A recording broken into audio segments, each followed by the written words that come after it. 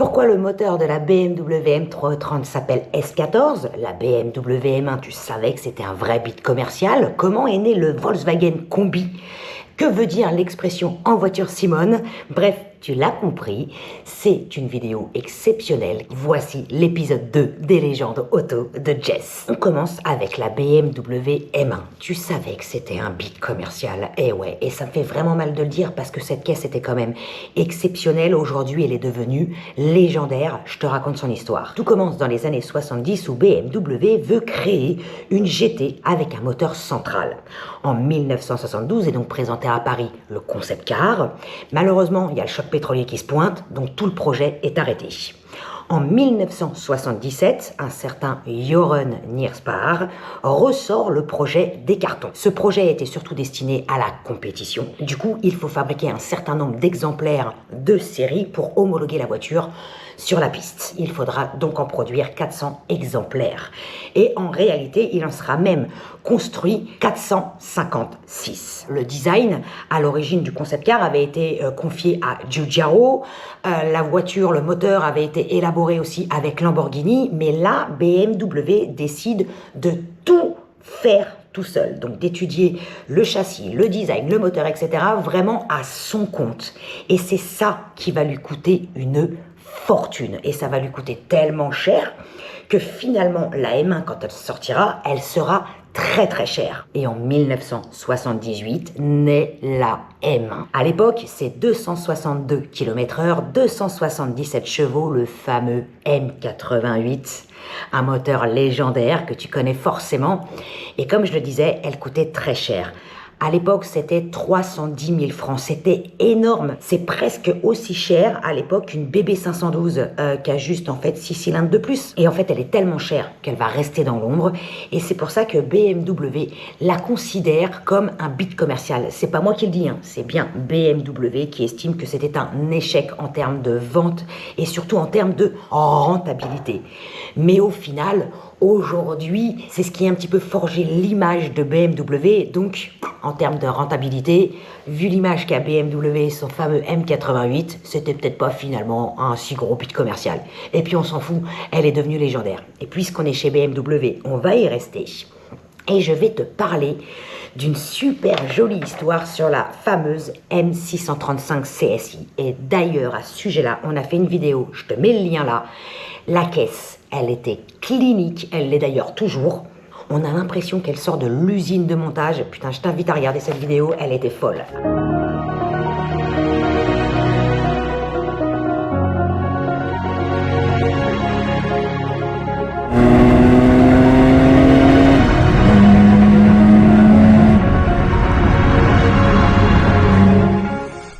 C'est insolent de beauté, mais même la boîte à fusible, elle est propre. Elle est pas fissurée. Mais regarde, Elle est même pas fissurée. on voit, mais oui, on voit encore au travers. Normalement, c'est jauni par la chaleur et Non, tout. mais tout est insolent. Regarde, la protection thermique du capot, elle est neuve.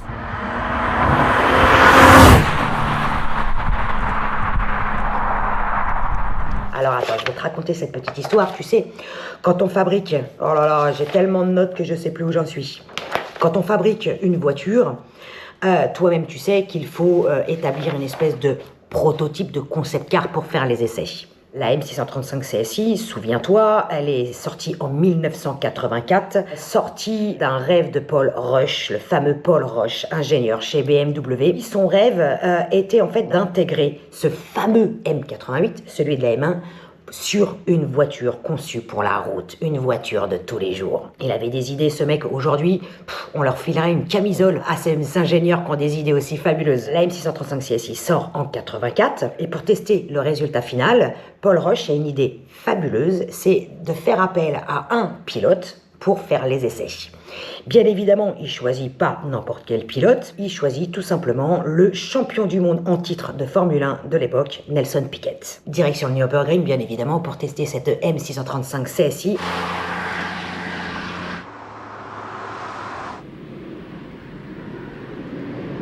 Et là, c'est le drame, Nelson Piquet a pulvérisé la caisse au bout à peine de 2 km d'essai. Alors, je sais pas si c'est pour se faire pardonner ou pas, mais il faut quand même savoir que Nelson Piquet s'est après offert une M635 CSI à titre personnel. On va rester chez BMW. Si tu as vu la vidéo sur la M3 E30, tu connais déjà cette petite légende que je vais te raconter.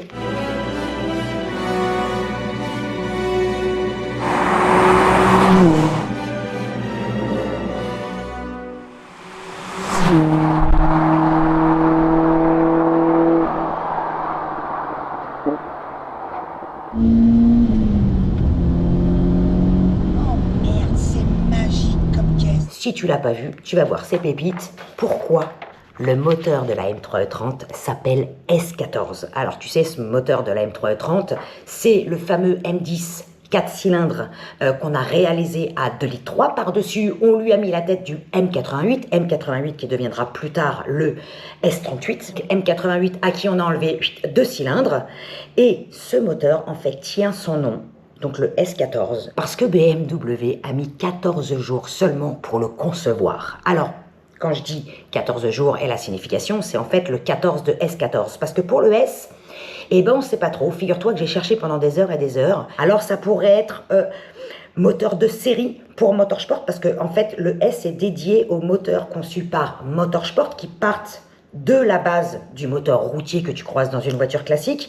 Donc peut-être que pour différencier des moteurs de compétition que Motorsport fabriquait aussi, les moteurs de compétition avaient la lettre P et les moteurs donc des M pour la route, donc on pourrait dire de série, eux avaient le S. Donc on ne sait pas trop d'où vient cette lettre. Une autre légende raconte qu'ils avaient prévu de mettre que 14 jours pour le concevoir et qu'en fait ils ont mis beaucoup plus, mais ils ont laissé le chiffre 14 pour la légende. Alors ensuite, pourquoi la F40 s'appelle F40 ? Alors là, ça va aller très vite, c'est très simple, c'est pour fêter les 40 ans de Ferrari.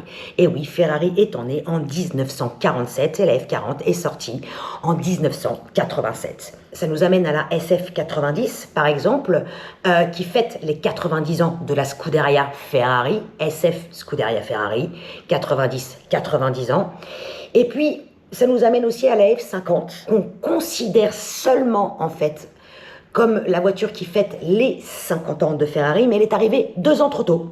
Donc, mais la légende raconte quand même que c'est pour fêter les 50 ans de Ferrari. Pourquoi on appelle une bougie d'allumage une bougie? Un moteur à combustion tient son nom de la combustion interne qui permet la surpression des gaz, surpression qui provoque le travail mécanique. Et cette surpression des gaz, elle est créée grâce à une explosion. Cette explosion qui permet de dilater les gaz, donc d'entraîner les pistons dans les cylindres. Et pour engendrer cette explosion, il faut une étincelle qui va déclencher la combustion du mélange air-essence et permettre le démarrage de la voiture. Donc c'est indispensable. Et c'est dès la fin du 19e siècle que de nombreux ingénieurs bossent sur ce concept de bougie. Les toutes premières bougies, les toutes premières étaient de simples mèches incandescentes qui ressemblait aux bougies d'éclairage qu'on utilisait dans les maisons à l'époque. Donc c'est pour ça qu'on l'a appelée bougie d'allumage. C'est aussi simple que ça. T'as dû forcément un jour entendre ton oncle ou tes grands-parents, parce que l'expression elle est vieille, te balancer, allez hop, en voiture Simone. Tu sais d'où elle vient, cette expression? La vraie question qu'il faut plutôt se poser, c'est qui cette Simone? Bah ouais, parce que Simone, elle a vraiment existé. Son vrai nom, c'est Simone Louise de Pinet de Bordes-des-Forêts. Putain, le nom à rallonge. Elle est issue d'une famille richissime, c'est un petit peu important dans l'histoire, parce que c'est grâce à ça que c'est une des premières femmes en France à avoir eu son permis en 1929. Et 1 an plus tard, elle devient pilote jusqu'en 1957. Donc c'est aussi une des premières femmes pilotes en France. Elle roule au Monte-Carlo, aux 1000 km du Nürburgring, aux 1000 Milia, aux 24 heures de Spa. Et sa notoriété est telle que l'expression est née « aller en voiture Simone ». Et même que la vraie version, c'est « en voiture Simone, c'est toi qui conduis et c'est moi qui klaxonne ». Et plus tard d'ailleurs, l'expression a vachement perduré. Et alors là, je vais encore parler comme une vieille, mais si tu te souviens de l'émission Interville présentée par Léon Zitrone et Guy Lux, bah figure-toi que ce fameux Guy Lux a essayé de s'octroyer cette expression parce qu'il présentait aussi l'émission avec une fameuse Simone et il lui disait en permanence « en voiture Simone ». Mais en fait, pas du tout. Simone a vraiment existé.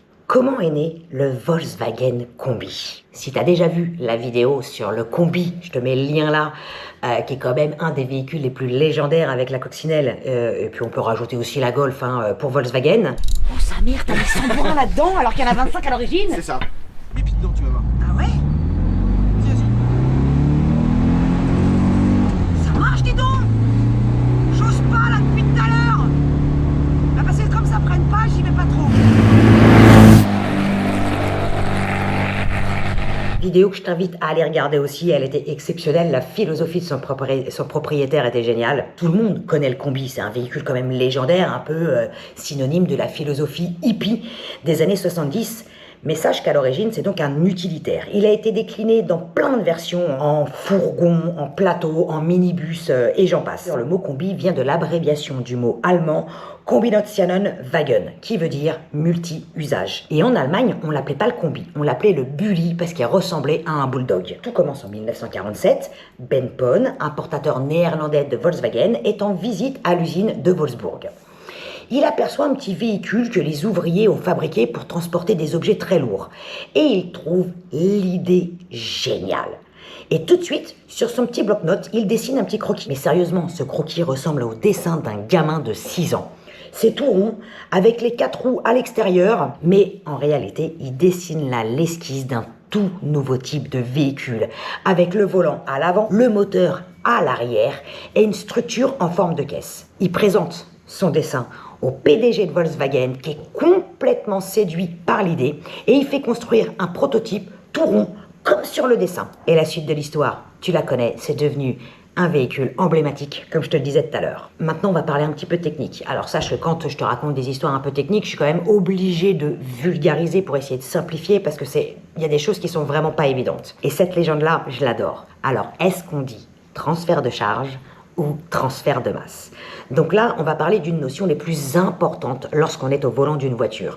Une notion physique qui se produit dès l'instant où tu accélères, que tu freines, ou que tu tournes, ou que tu changes de trajectoire. Et en fait, on dit les deux, transfert de charge et transfert de masse, mais ce n'est pas du tout la même chose. Le transfert de masse est une modification du centre de gravité, donc de la répartition du poids. Par exemple, le transfert de masse d'un coupé sera totalement différent du transfert de masse d'un poids lourd dont le centre de gravité est beaucoup plus haut. C'est pour ça qu'en cas de perte d'adhérence, un poids lourd va avoir tendance à se coucher, alors qu'un coupé souvent va juste glisser. Mais, et tout est là, en physique, une masse en mouvement devient une charge. Donc là, on va parler de répartition des forces et non plus de poids.